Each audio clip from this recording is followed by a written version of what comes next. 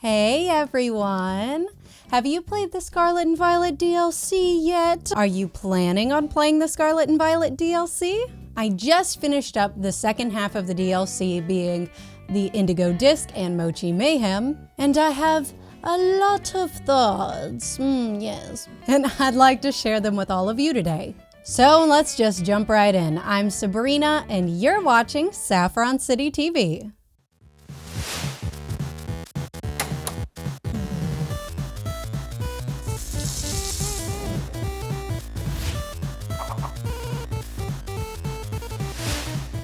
Welcome back, everyone. I would like to mention before we get into the review of this DLC that I'm mainly going to focus on the regional aspects of the DLC because that's mainly what I cover on this channel. However, I will be covering some other stuff in depth today. Generally, I do try to stay away from talking about like battle mechanics or quality of life updates that don't really pertain to the region itself or with how the player interacts with the region. However, I am going to stray away from that a little bit today and go a little bit deeper into the DLC. Eventually, I might do some kind of a region review for Kitakami and Blueberry Academy's Terrarium. However, that's going to be way far off down the line. They're going to require like different review criteria, so I'm going to have to figure all that out. But I have plenty of time because the reviews for these kind of regions are like pretty far off. So today I just want to share my thoughts on the DLC in kind of a more generalized fashion, though I will go into some detail.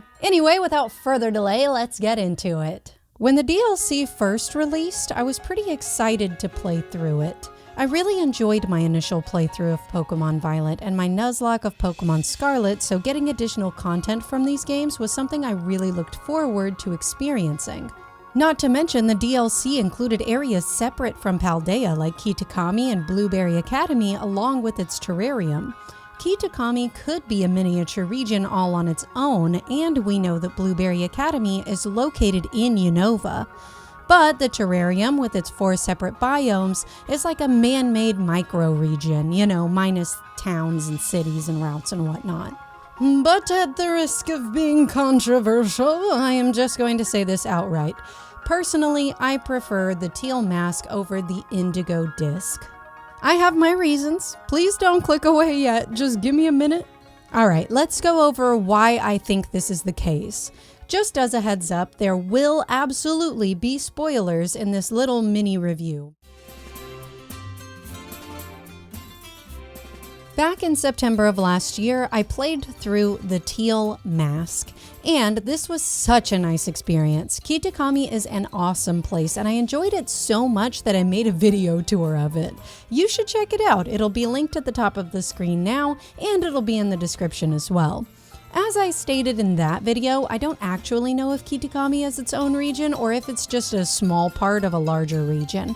I have no idea, but for the purposes of this video, I'm simply going to refer to Kitakami as a region.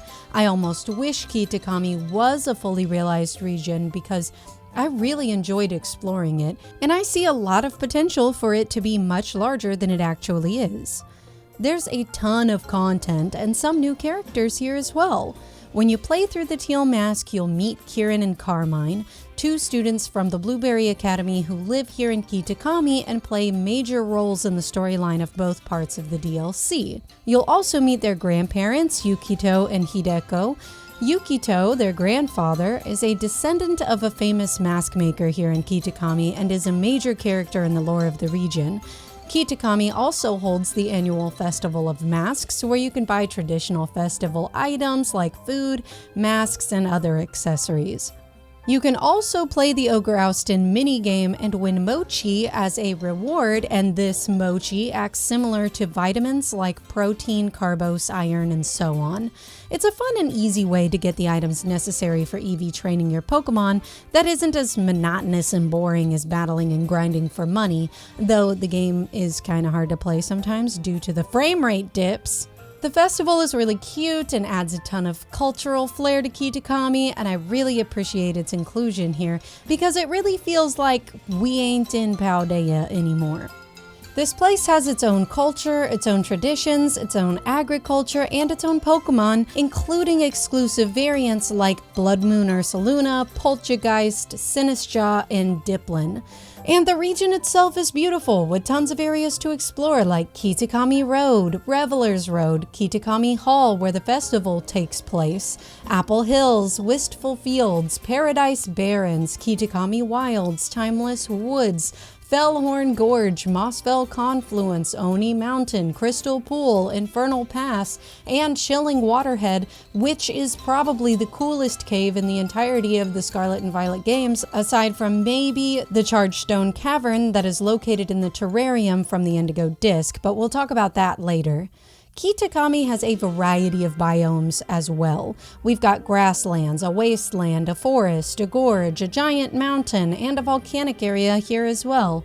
There are large lakes, sprawling rivers, towering waterfalls, bamboo thickets, apple orchards, rice paddy fields, and not to mention the 6 wonders of Kitakami. And all of these biomes fit Kitakami perfectly and make a lot of sense given that this place is inspired by the Tohoku region of Japan. Plus, there are 4 legendary Pokemon that you can encounter here that are specific to Kitakami, like the Loyal 3, being Munkidori, Okidogi, Fezandipiti, there's Ogerpon, and also the mythical Pecharunt, which acts as the trio master of the Loyal 3. They all play a part in the history and lore of Kitakami, and the legendaries tie into the cultural themes of the Festival of Masks. If you register 150 Pokemon in the Kitakami Pokedex, you can go talk to Perrin, the photographer who is likely a descendant of Adaman from Legends Arceus.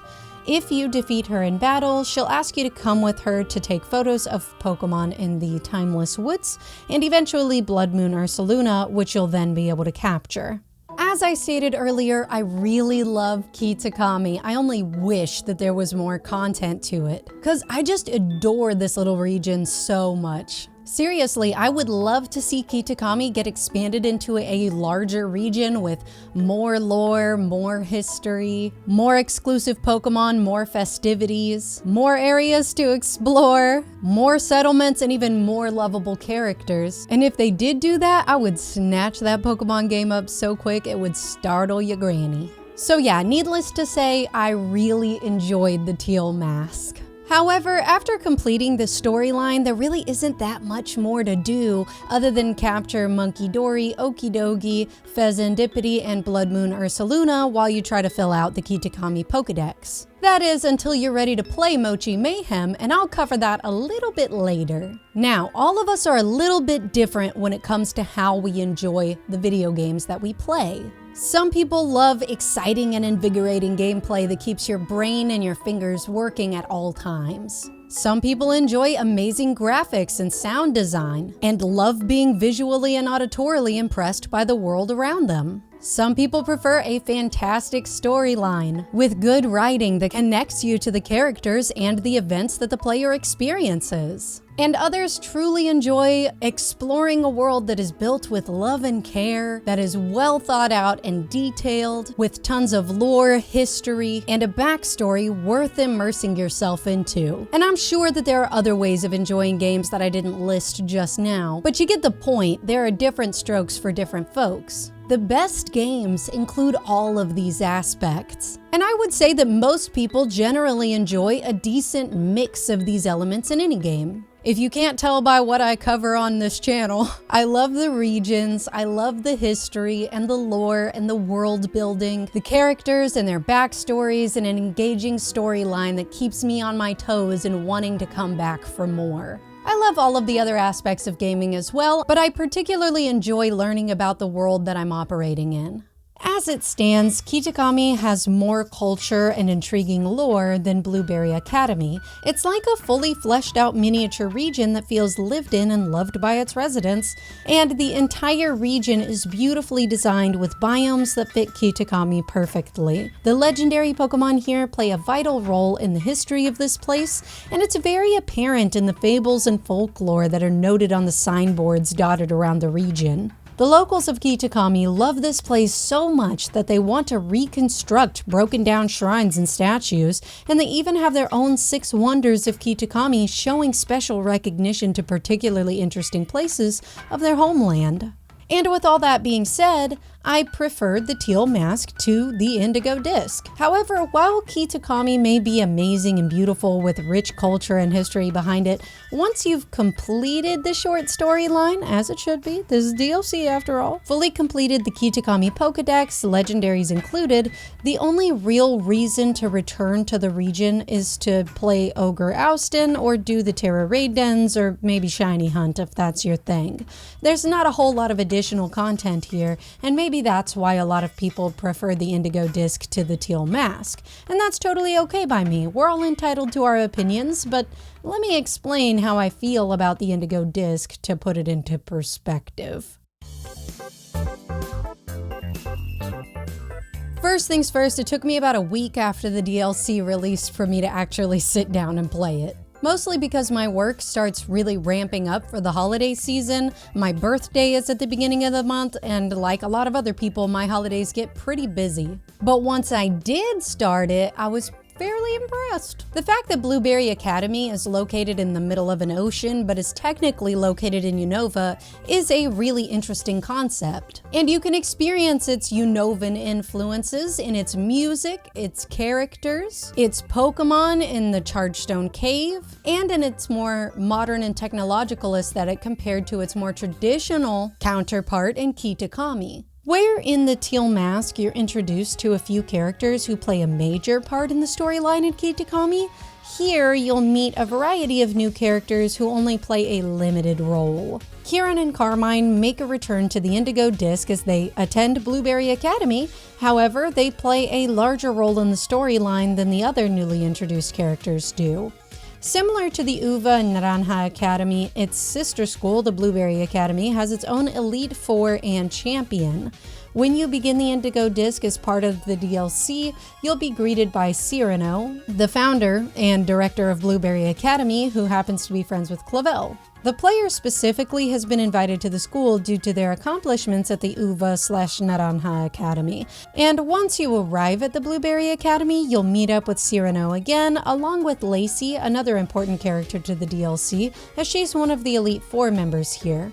In fact, the majority of the new characters you'll meet in the Indigo Disk are actually part of the Elite Four, being Crispin, Drayton, Lacey, and Amaris, with Kieran hailing as champion. And while Kieran and Carmine are from Kitakami, the rest of the characters are actually from Unova. Drayton is Drayden's grandson and is from Opelucid City. Crispin is from Verbank City, Amaris is from Castelia City, and Lacey is from Nimbasa City and is the daughter of Clay.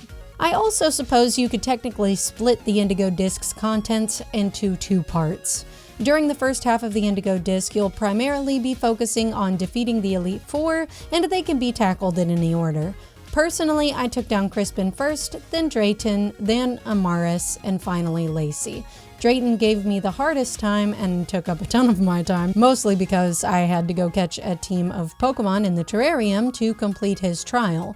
That's fine, I didn't really have an issue with that since I generally tend to play with teams of Pokemon exclusive to any new area that I'm playing through, but for some ungodly reason, I decided that my entire new team had to be shiny because I'm a masochist. Okay, shiny hunting in Scarlet and Violet is the easiest it's ever been in my opinion, so it wasn't that horrendous, but it was still a time sink for sure.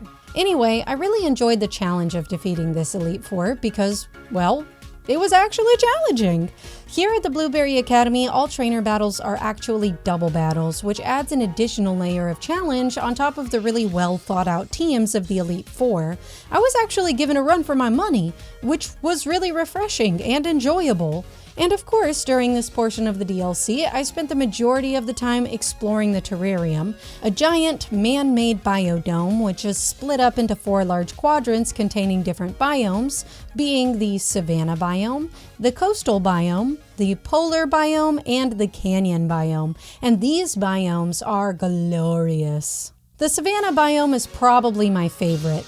This expansive grassland has acacia trees, baobab trees, interesting rock formations, large mud puddles, and Pokemon like Doduo, Rhyhorn, and Tauros are rushing around the biome at full speed. You can find Mandiba's bird nests for their baby Vullaby all over the place. There are even little sand pits where Trapinch have made their homes. This is also the biome where you can challenge the fiery Elite Four member Crispin.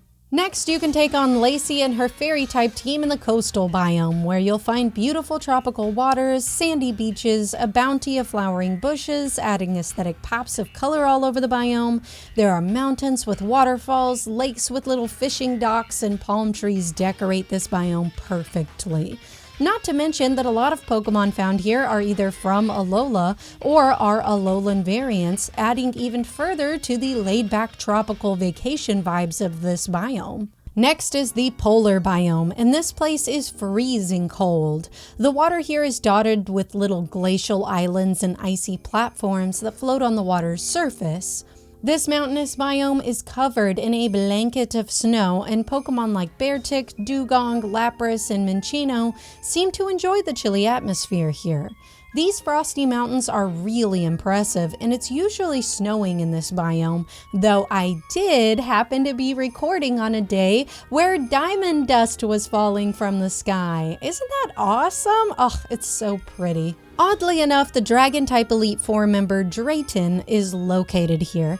You'd think that having dragons in an icy area wouldn't be preferable, but he claims there's a method to his madness. Finally, you can take on Amaris and her steel types in the Canyon biome.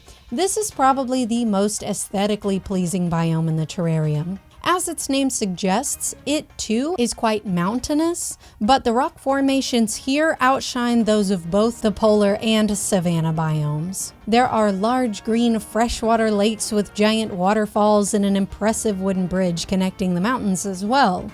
There are lots of small caves along the mountain that contain powerful terastallizing Pokemon or rare items. The pine trees, lakes, cliffs, and rivers really add to the breathtaking vistas here. Connecting the coastal, polar, and canyon biomes is the Chargestone Cavern, which lies beneath the mountains of the biomes. It is the largest cave system in the terrarium and closely resembles that of Chargestone Cave in Unova's mainland. The cavern is full of electrically charged neon blue stones which float in the air. There are tons of electric-type Pokemon in this cavern, and even Koraidon and Miraidon react to the electrical stones. The lowest room of the cavern is covered in electrical spiderwebs likely created by the Galvantula and Joltik that reside here. The other large cave in the terrarium is the Torchlit Labyrinth in the coastal biome. Try saying Torchlit Labyrinth 3 times fast. It's damn near impossible. This steamy hot maze of a cave is, as its name implies, lit by small torches. You can find a variety of fire-type Pokemon and psychic-type Pokemon in this winding cave as well. In summation, the biomes of the terrarium and its caves and caverns are really well made and are glorious and offer immersive exploration of all of their little nooks and crannies. Not to mention, Miraidon and Koraidon now have the ability to actually fly after beating the storyline of the hidden treasure of Area Zero. So you can fly around and bask in their glory from an aerial perspective now, and easily traverse the biomes in a fun and engaging way, similar to flying around Hoenn on the backs of Latios and Latios and Ores. And by the way, Hoenn region review is on its way. I'm still working on it. We still got a little ways to go, but just figured I'd throw that in there. But Houston, we have a problem. A big problem. A big, ugly, neon, glowing, square, blocky problem. These fucking things. These hideous neon blocks. I hate them so much. You have these beautiful natural biomes, and sure, they're man-made, but they're vast and fantastic and are exciting to explore and traverse, but these ugly-ass blocks are all over the damn place. As a matter of fact, they are what separates the biomes into 4 quadrants, and they're unpleasant on the eyes, to say the least. You've got this delicious 5-star beef Wellington of a terrarium with a side of asparagus and expensive red wine. but the fucking chef put cupcake sprinkles on top of it. You'll be looking at this stunning natural landscapes with its trees and mountains and waterfalls and flowers and grasslands and glaciers, and as you're panning across this amazing vista, your eyes are suddenly assaulted by the migraine-inducing hideousness of these bull honky-ass cubes. Okay, listen, I get it. There is an NPC in Central Plaza that will inform you that the blocks actually give off infrared and ultraviolet rays that help plants and Pokemon grow. That's cool. Whatever. I don't have a problem with that. I have an issue with the aesthetic sins of their bright-ass, square-ass, Lego-looking-ass, mega-block-ass, aggravated assault and battery upon my occipital lobe. Stop the damn madness. These should have been something, anything, more visually appealing than neon cubes of destruction to my corneas. They totally destroy the immersion of being in these natural, fantastic landscapes, and I wish a Bisharp would try to tell me, but this is clearly a man-made structure, so it makes sense that there should be some aspects to this place that don't quite fit into nature. No. Suck my toe. I would have rather not had a structure separating the biomes than have these disco cubes jutting from the ground and the side of the mountains. The infrared and ultraviolet rays could have been emitted from the ceiling of the dome or as some unnatural light source or something. And look, I like neon lights, okay? Just not in my savannah. And honestly, the terrarium is fantastic and I like it a lot, but I won't lie, it does feel slightly jarring being in a very tropical place, but doing a quick little hop over a glowy fence lands you smack dab in the Arctic. I know these areas aren't supposed to be connected.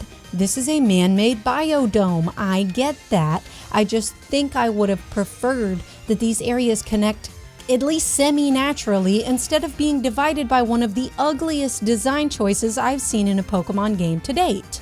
However, the glowing blocks aren't the only issue I have with Blueberry Academy. There really isn't any cultural significance to this school. There's not a ton of Unovan influence here outside of the Elite Four, the music, and Chargestone Cavern, despite it being in Unova. Honestly, Blueberry Academy could be located in any region anywhere else in the Pokemon world. Had it not been directly mentioned to you that Blueberry Academy was located in Unova, the backgrounds of the Elite Four hadn't been addressed, or had the music been a little different, you would absolutely not know that it was located in Unova at all. You only know that because they tell you that. One way to fix this would be to have the NPCs around the terrarium play instruments or something to add to the background music similar to the mechanic in the Gen 5 games. And this would make a lot of sense given that most schools have a music program like band or choir. Or we could even have NPCs play sports or have a baseball or a football-inspired minigame to signify that entertainment is as culturally relevant here as it is in the rest of the region of Unova. I mean, don't most schools have sports anyway? Maybe we could have some gym leaders or other memorable Unovan characters visit the academy, or I don't know, have some other areas inspired by Unova similar to the Chargestone Cavern. I just didn't feel the culture of Unova in this school that is supposedly located there, which is a bit of a shame considering just how beloved Unova is to the Pokemon community at large. And even the Elite Four characters didn't get that much development. But I'll talk more about how this can be remedied in the next section. Maybe that's nitpicky, I don't know. I just kind of expected a little bit more from this DLC, you know? It's just a noticeable difference between the first part of the DLC and the second part of the DLC. I'll kind of revisit this again for a region repair later on, but just know I've got a lot of ideas brewing as to how Blueberry Academy could be fixed or changed to give it more cultural flair and make it feel more like it's actually part of Unova. Alright, rant over, moving on. Of course, there's more to the DLC than just the Elite Four and traveling around the terrarium. You can also do these little things called BBQs or Blueberry Quests for Blueberry Points or BP. These points serve as a form of currency used exclusively at this academy and can be used to purchase items from the school store.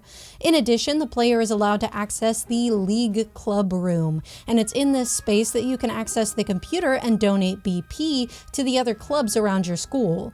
Doing so allows the player to do a myriad of things. You can get upgrades to the player's personal camera to add some flair to your snapshots. You can invite the gym leaders and other special characters to the club room and rematch them in battles. You can customize the design of the League Club Room, change the style in which the player throws out a Pokeball, or buy a Bluetooth speaker, and even increase the Pokemon biodiversity of the biomes. However, all of these things require quite a bit of BP, especially adding biodiversity to the biomes, as this service allows starter Pokemon to appear in the wild in the biomes. Each biome costs 3,000 BP to increase its biodiversity, and you'll need to spend 12,000 BP in order to encounter all of the starters. Now, this may not seem like such a big deal, but it takes a little while to rack up these points. Most of the quests only reward the player with like 20 to 40 BP, but after completing a few of them, you can unlock special quests that reward roughly 100 to 200 BP upon completion. The BBQs seem simple enough. Take a picture of a Pokemon that is swimming, catch a fairy-type Pokemon, defeat 10 Pokemon using auto battle, make yourself a TM, pick up items off the ground, and so on. Honestly, it was kind of fun to earn BP early on, but the quests get pretty repetitive, tedious, and begin to feel pretty grindy after you've done all of these quests for the 82nd time. And sure, some of them aren't too bad, like defeating a Terra raid or making a sandwich, but for the most part, you're going to be doing the same menial, boring tasks over and over and over again.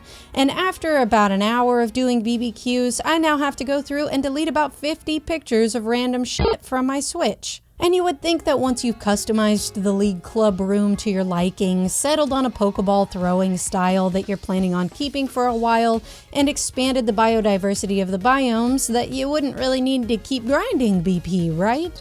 Well, in this club room, there's also this little thing called the item printer. And this is essentially a gacha machine that requires the player to insert TM materials like Scraggy Sweat, Gulpin Mucus, or Lapras Teardrops into the machine, and it essentially spits out a large variety of items in return.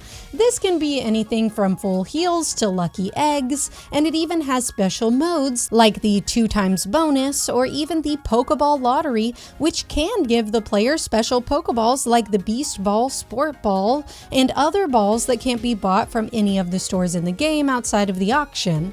But don't forget, this is a lottery, and this is a gacha game, so you'll also get regular Pokeballs from this machine as well, and may not even get a special Pokeball. These special modes also don't happen frequently, and occur at random, so you'll be spending quite a bit of BP to see the item printer utilize these special modes.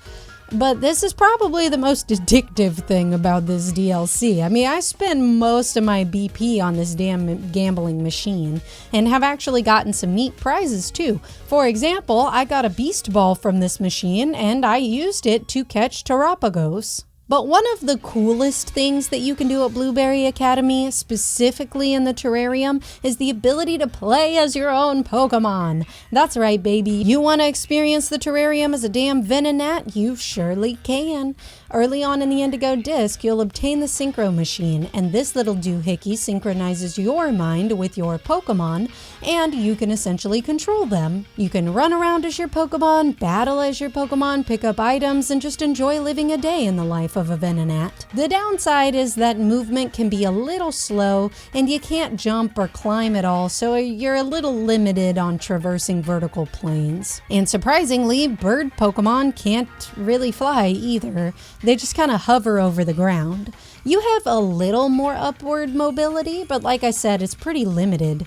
The battles during Synchro mode act like auto battles, which is cool, though I think I would have preferred that the game give you the ability to actually engage in standard battles with wild Pokemon. And I'm sure that this could have easily been achieved with the press of a single button to switch between battle styles. Better hope you don't run into any shinies either, because you won't be able to catch them while you're out there. Thankfully, I haven't had that experience yet, but still, It sounds like a nightmare. You can finally experience being a Pokemon in this world, and while it isn't quite like the mystery dungeon games or anything like that, and it may be a little limited, it's still a hoot, and I had a lot of fun with it. Once you defeat Kieran and become champion of the Blueberry Academy, Professor Briar requests that the player Kieran and Carmine join her to the underdepths of Area Zero, noted in Heath's writings. Briar wants to investigate the terrestrial phenomenon, make her dreams of exploring Area Zero a reality, gather some samples of the crystals found down there, and search for Terapagos. And I'm about to spoil the whole shebang real quick, okay? Essentially, the player and company take an elevator down to the underdepths, but they hit little roadblocks in their attempts to find Terapagos as giant crystal formations are blocking the path. And what's interesting here is that the player and friends have found a new Terra type called the Stellar type, which only occurs in terrestrialized Pokemon. I'm not going to go into too much detail on this type, but just know that it's basically all of the Pokemon typings in one, and it gives the Pokemon a little hat that has a little turtle on it. It's pretty nifty. Anyway, you basically have to defeat a Pokemon with the Stellar Terra type, and the crystal roadblock will disappear. Rinse and repeat a couple of times until you've reached Terapagos. And this little cutie ain't no pushover, okay? But if I can catch it, you can catch it. And once you do, you'll no longer have to recharge your Terra Orb at a Pokemon Center due to the high levels of Terra energy that have affected your Terra Orb, and you can now terrestrialize to your heart's content. After you catch this super adorable rainbow glowy turtle, you'll go back to Blueberry Academy, and that's about it. Yeah, it was pretty freaking short. Yup, that's the entire second portion of the DLC. I did all of this roughly in about an hour and a half, and that was with potty breaks. It honestly felt a little underwhelming. Don't get me wrong, the fight against Terapagos was a challenge, and seeing the underdepths of Area Zero was really beautiful and pretty cool, but it was just very short-lived, and I felt like it just flew by. As a matter of fact, had I not spent the majority of my time shiny hunting or grinding BP for the item printer, I could have probably finished it in like a single evening, which is fine. I understand the DLC content is not supposed to be like massive or anything like that. Honestly, I think I would have preferred that the Elite Four of Blueberry Academy join us in the underdepths of Area Zero. And we could have everybody kind of like team up in double battles to take on Terapagos. That way you kind of get to be connected to these characters, and maybe we could kind of get to learn more about them from their dialogue down there too. And maybe they too could rotate out in the Terapagos battle, even furthering your connection to them by experiencing something exciting alongside them. I just felt like Drayton, Amaris, Crispin, and Lacey are all interesting characters that you meet, defeat, and forget after a while. I really like Kieran and Carmine because you spend quite a bit of time with them and you get to know them. You get to see them experience ups and downs and watch them as they change for better or for worse. And even though they can be little troublemakers sometimes, they're my little troublemaker friends, and I care about them. Unlike the Elite Four, which are just challenges to overcome. And it's not for a lack of personality.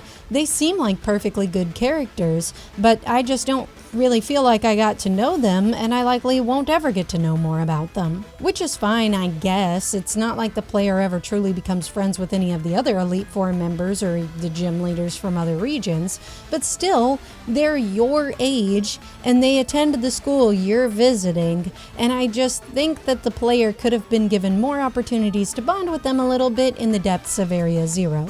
But one cool thing about the Elite Four is that you can speak to Amaris back at the Academy after catching Terapagos, and she will give your Miraidon or Koraidon the permanent ability to actually fly, not just glide, and this makes traversing the world a lot easier and more enjoyable. Once you've registered 200 Pokemon in the Blueberry Pokedex, you can talk to Perrin, and then you'll be able to encounter the Paradox Mons, being Gouging Fire, Raging Bolt, Iron Crown, and Iron Boulder, depending on the version of your game. And while it's cool that new Paradox Pokemon and Terapagos were introduced in this DLC, they have little to no significance to Blueberry Academy, its history, or its characters, outside of Kieran, Carmine, and Professor Briar. After capturing Terapagos, Professor Briar meets with you to share some information.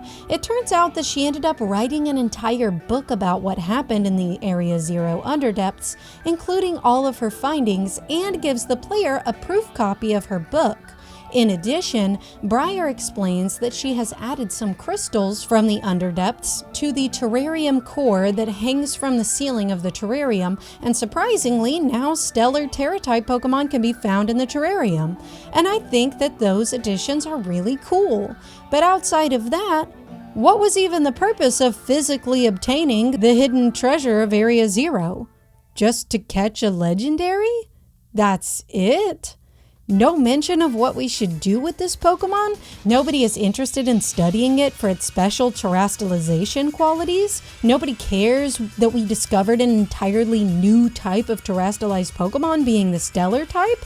I mean, Briar cares, but nobody else even seems to notice. And I get that her book hasn't come out yet, but still, I mean, I have living proof of the Pokemon right here. And while Briar did briefly mention that she needed to get in touch with Geeta, the player doesn't have any further information about what Geeta plans to do with this new information about the Underdepths.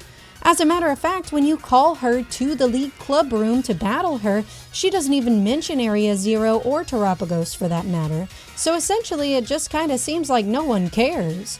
Clavel isn't interested at all. Cyrano wouldn't remember it if you told him. None of the Elite Four care. Kieran and Carmine don't even say anything afterwards. Hell, I bet our buddies back in Paldea have no idea what Terapagos even is. Rayford is totally oblivious and doesn't give two shits.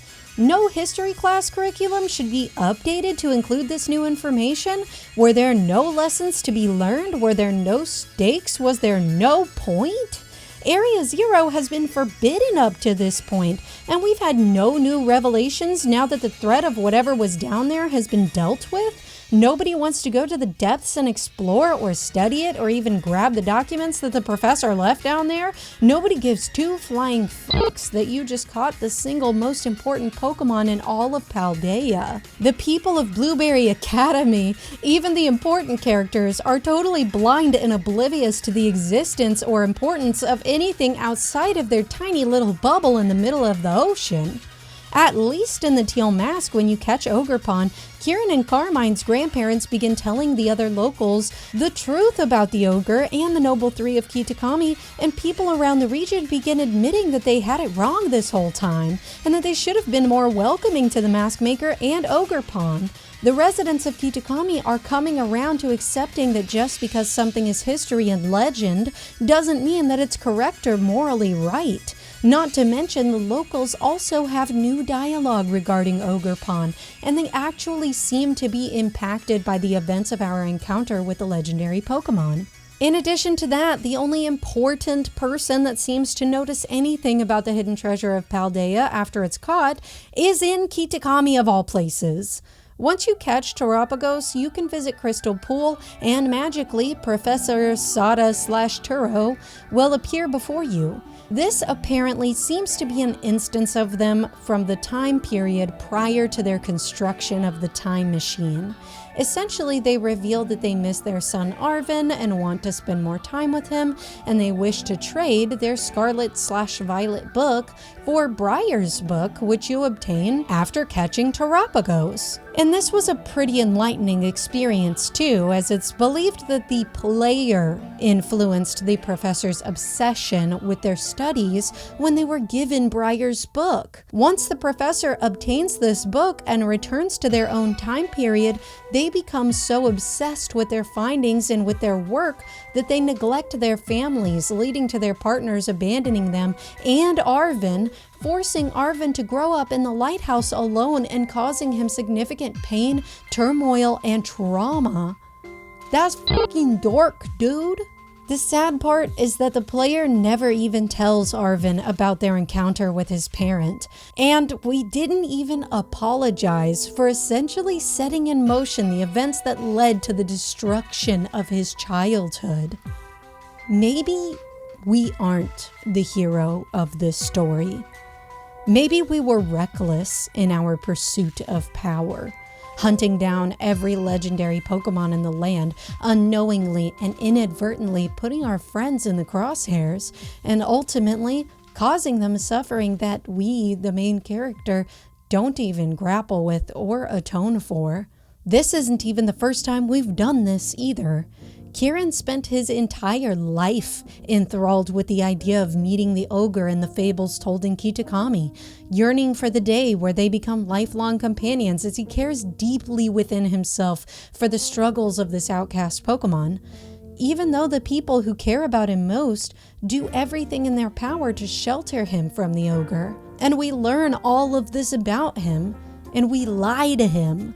We lie and hide our dirty little secret from him that we've been following the ogre and eventually meet this Pokemon of legend. And when finally the stars align and fate brings us and our friends to battle this creature, we capture it. And Kieran has to watch it frolic beside us, never truly getting to develop the kinship with Ogerpon that he's dreamed of ever since he was a child. This causes Kieran to spiral, and this experience morphs him into the same power-hungry monster that we are, as we've proven to him that by dominating the world around you, you can achieve anything your little heart desires. And what's worse is when the player, Kieran and Carmine, meet Terapagos, he finally gets redemption by capturing it, only for it to break out of the master ball he caught it in, giving the player the window of opportunity to swoop in and rip another rug out from underneath our dear friend. And we do, when we capture Terapagos for ourselves. This fateful encounter with the professor at Crystal Pool has taught me that we, collectively, as the player, are not good friends. We are negligent opportunists who care not for the destruction in our wake as we rip and tear through our journey to conquer the legends and feed our gluttonous souls. Well, we have one redeeming quality. We're killing it at making sandwiches. Anyway, introspective turmoil and existential crisis aside, getting to see the professor again was a really nice little encounter, and I'm glad that something interesting came from the player capturing Terapagos. Anyway, let's cover the epilogue real quick, and I do mean real quick, because that's how I kinda experienced Mochi Mayhem. First things first, you'll need to obtain the mythical Pecha Berry via mystery gift. Then you'll need to head to Peachy's in Masui Town and interact with the hot pink blob at the front of the store. Arvin will call you and ask you to meet him, Nimona and Penny, at your house in Paldea. Once you get there, your mom will give you a letter from Kieran who invites you and your friends to Kitakami, plane tickets included.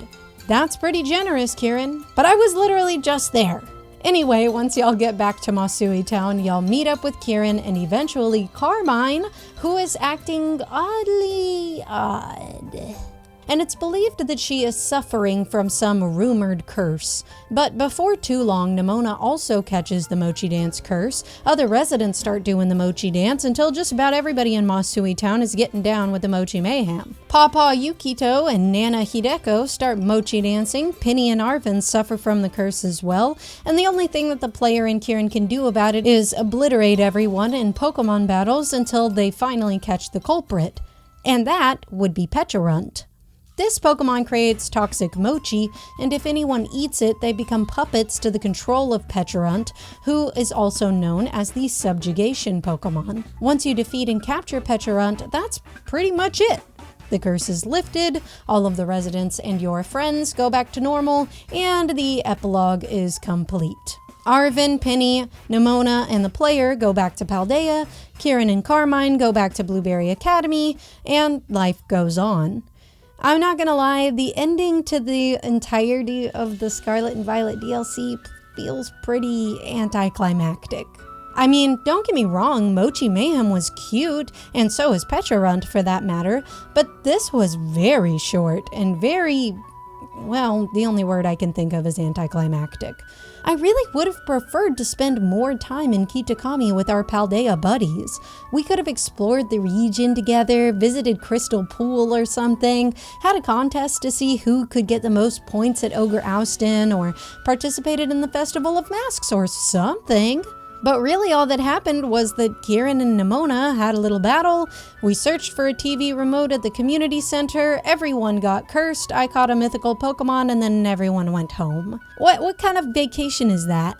We didn't even do anything in Kitakami together other than the Mochi dance, and I didn't even get to do the dance. I'm sure there was some dialogue stating that we hung out in Kitakami, but aren't video games supposed to show, not tell? I mean, a montage would have sufficed. I don't know, I just need more from the ending of this DLC. I mean, if this is how they're gonna start introducing mythical Pokemon from here on out, I am totally down for it.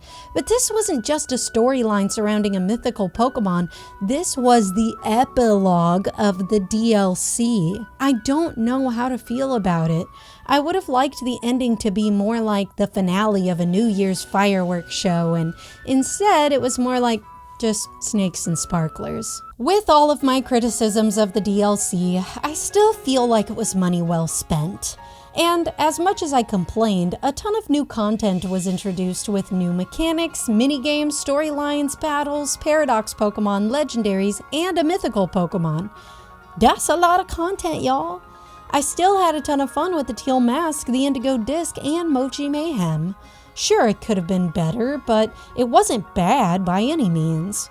But at the end of the day, I still prefer the Teal Mask and Mochi Mayhem over the Indigo Disk. Actually, that's not really accurate. Let me rephrase this. I prefer Kitakami over Blueberry Academy. The culture, the region, the characters, and the storyline of Kitakami were better than that of Blueberry Academy. But the Academy definitely added more features. It introduced flying on your Miraidon or Koraidon. It introduced a new Elite Four, the item printer, new mechanics to obtain BP, rematches of gym leaders and other important characters, and all of the other fun additions and customizations that come with the League Club Room. And let's not forget that the terrarium is an amazing place, even if the ugly glowing blocks do kind of take away from the beauty of the immersive landscapes. But yeah, I really don't blame you if you prefer the Indigo Disk over the Teal Mask or Mochi Mayhem. I just simply feel differently. Maybe it's because Blueberry Academy itself feels a little too similar to Uva/Naranja Academy, but with a neat little customizable club room. But there really isn't any culture to this place, unlike the rest of the region of Unova. No miniature subway system, no NPCs that play music, no triple battles, rotation battles, nothing special outside of the standard double battles and taking on the Elite Four and doing some rematches. There's nothing related to movies or actors or even any mention of PokeStar Studios. No NPC mentioning that they enjoy living on campus because back home they were forced to be inside by a curfew because of some unknown monster that attacks people at night. Not a single student in this school enjoys baseball or football, tennis, track, or basketball. No mention of Team Plasma or students that might be related to a Team Plasma member. There is no culture in this school. I don't even see other students doing the same tasks you are in an attempt to rack up blueberry points. These students are almost made from the same cookie cutters that the Paldean students were made from. There are no traditions, no special classrooms where you can see students working in their own clubs, no school-wide events, nothing is really going on here. The Elite Four just feel like you meet them and beat them, and after traveling all the way to the depths of Area Zero, we only get to speak with Professor Breyer before we never even see her again. Gita doesn't even ask to see Terapagos or discuss what we found down there. You just catch the legendary and life moves on. Same with Mochi Mayhem. And let's be honest, the Teal Mask doesn't exactly get a free pass either.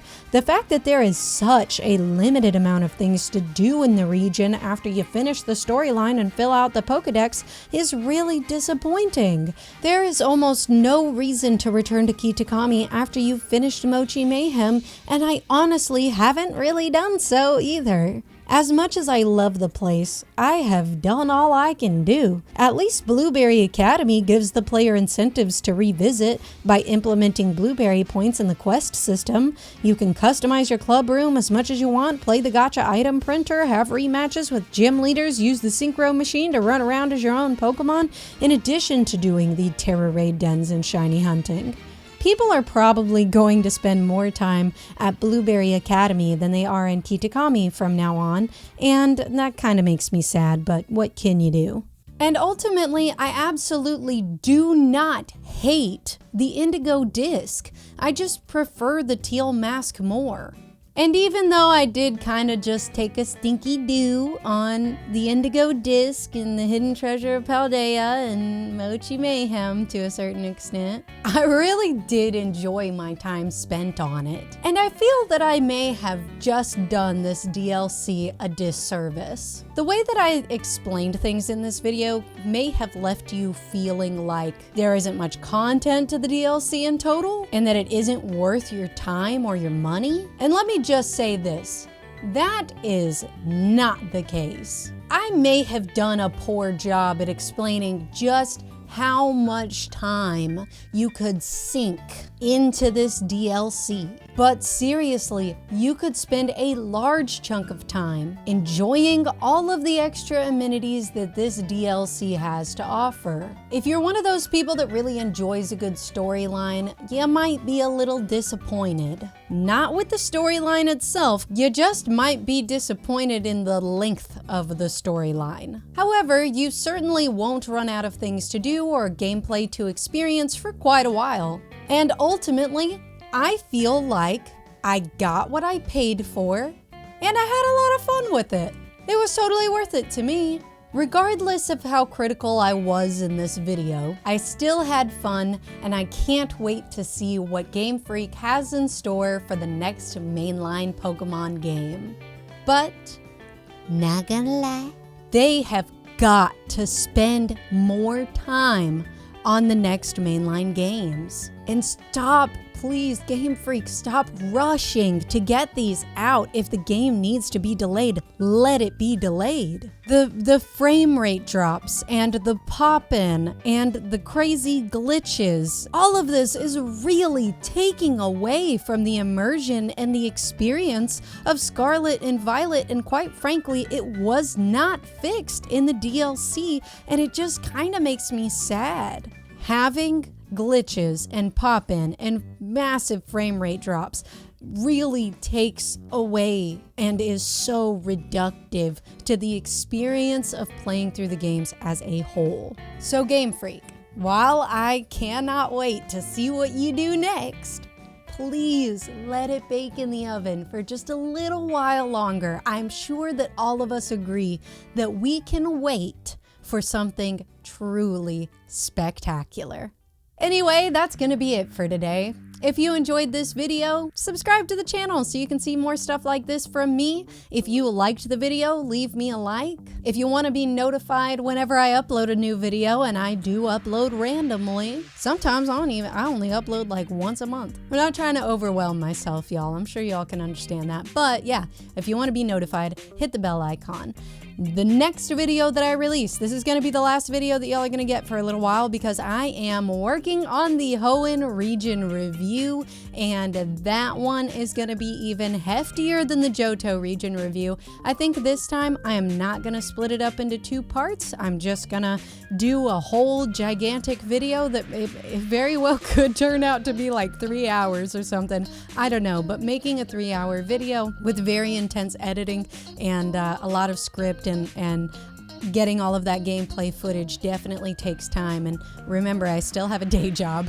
So anyway, I hope y'all are looking forward to that. It's going to be a little while before the next video, but please stick around. So anyway, thanks again for tuning in, and I will see y'all in the Hoenn region review. Bye!